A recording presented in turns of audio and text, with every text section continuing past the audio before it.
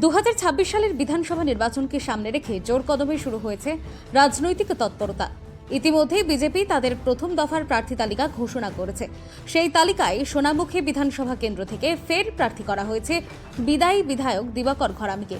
প্রার্থী হিসাবে নাম ঘোষণার পরে আর দেরি না করে মাঠে নেমে পড়েন তিনি। সোমবার সকালে সোনামুখীর কুরুমপুর গ্রামে স্থানীয় কালী মন্দিরে পুজো দেন দিবাকর ঘরামি। এরপর নিত্যানন্দপুর বাজার এলাকায় শুরু হয় দেওয়াল লিখন কর্মসূচি। সেখানে নিজের হাতে দেওয়াল লিখতে দেখা যায় বিজেপি প্রার্থীকে।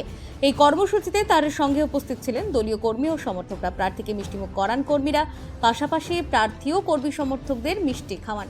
দিবাকর ঘরামির দাবি, গত 5 বছরে মানুষের আশীর্বাদে তিনি এলাকার উন্নয়নে কাজ করেছেন। আগামী নির্বাচনে পুনরায় জয়ী হয়ে উন্নয়নের ধারাকে আরও এগিয়ে নিয়ে যাওয়ায় আশাবাদী তিনি।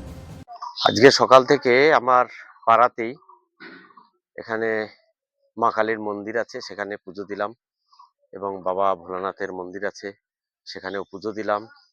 দিয়ে এরপরে আমরা ধীরে ধীরে আমাদের প্রচার শুরু করব। আজকে পুজোর মধ্যে দিয়ে আমরা এই কার্যক্রম শুরু করলাম। মায়ের কাছে একটাই প্রার্থনা করলাম, মা যেন সকলের মঙ্গল করেন, মা যেন এলাকায় শান্তি শৃঙ্খলা বজায় রাখেন, এটাই মায়ের কাছে প্রার্থনা করলাম। বাঁকুড়া সোনামুখী থেকে সুচিন্ত গোস্বামীর রিপোর্ট, বঙ্গলেখনী।